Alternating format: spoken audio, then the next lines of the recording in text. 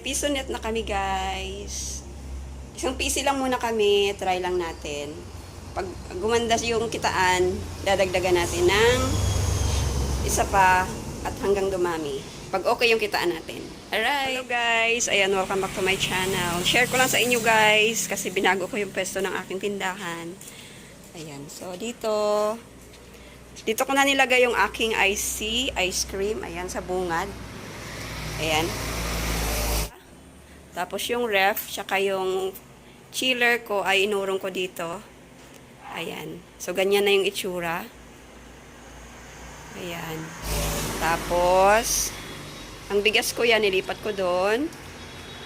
Ayan. Kasi may bago tayong item. Meron tayong bagong pinagkakitaan ngayon. Nagdagdag kami ng piso net dito sa aming tindahan. So, dito ko muna siya nilagay. So, dito, yan. Kinlose ko lang muna ito. Itong roll up, close muna natin.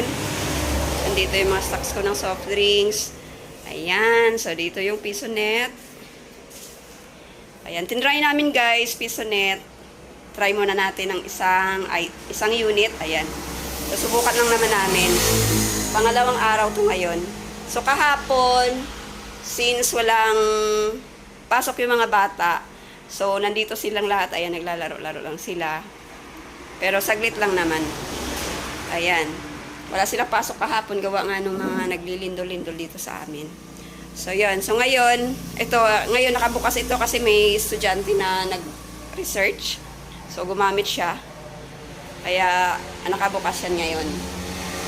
Ayan. So, may piso net na kami. Meron din tayong piso wifi. Ayan. Bukod pa yung piso wifi sa piso net. Tapos, ayan. Tayong car wash. Ayan. Yung manual. Ayan. Yung hulog-hulog lang. So, ganun lang yung ano natin.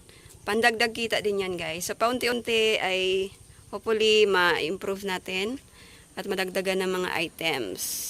Dagdag kita din sa amin yon kahit pa piso-piso, 5 pesos. Ayan. Malaking tulong na din yon. Pag naipon, marami na rin. So, yan ang itsura ng aming tindahan sa ngayon.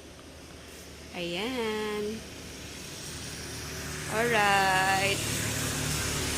Thanks for watching.